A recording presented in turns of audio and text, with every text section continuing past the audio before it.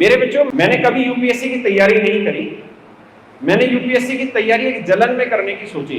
जलन क्या हुई कि मेरा एक रिलेटिव था 2011 में, उसका आईएएस में सिलेक्शन हो गया और उस समय मैं क्या था, मैं था दिल्ली सरकार में टीचर। मैं क्या था, दिल्ली सरकार में टीचर। तो आप जानते हैं सोशली अगर देखें तो टीचर की वैल्यू है नहीं, और आईएएस तो भैया अपने आप में बहुत कुछ हो गया। और जो आईएएस बना वो मेरे बिल्कुल ससुराल पक्ष के नजदीक से बन गया, समझो मेरा साला बन गया। तो 2011 में मुझे क्या हुआ, मैं ट्यूशन पढ़ाता था अपने घर में, बहुत अच्छे से काम कर रहा था। मुझे वो आग लगी कि अब तो साला आईएएस बनना है, क्योंकि हम कम क्यों रह जाएं। मैंने राजा आईएएस की तैयारी शुरू कर दी, अपना ट्यूशन का धंधा छोड़ दिया, लाख 1.5 लाख रुपए जो कमाता था, सरकारी नौकरी से भी लगभग हाथ धो दिया और मैं चला गया मुखर्जी नगर कोचिंग लेने। 3 महीने कस के मेहनत की यूपीएससी की।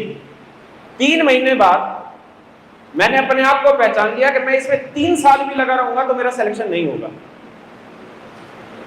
मैं अपने जीवन की सबसे बड़ी उपलब्धियों में यही उपलब्धि मानता हूं कि मैंने 3 महीने में यह डिसीजन ले लिया कि मेरा यूपीएससी में सिलेक्शन नहीं हो सकता, मेरे अंदर का स्टूडेंट मर चुका है, मैं सिर्फ पढ़ा सकता हूं, पढ़ नहीं सकता। एज ए स्टूडेंट बैठ गया। मैंने वहां पे 3 महीने बाद कोचिंग छोड़ दी जिसकी फीस दी थी। उसके बाद ये लगा कि घर कैसे जाऊं, शादी हो चुकी थी, बच्चे भी थे। घरवाली के पास तो एक ही जवाब था ना, बन गए मेरे भाई के बराबर, समझ गए ना।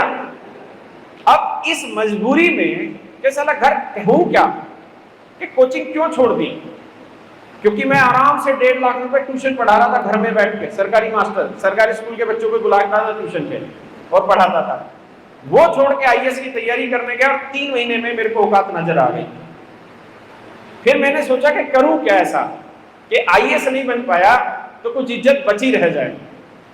तो उसी का परिणाम है जो आज आपको बोल रहा हूं। उस समय मैंने एक डिसीजन लिया, इज्जत बचाने के लिए कॉम्पिटिटिव एग्जाम के बच्चों को पढ़ाना शुरू करते हैं।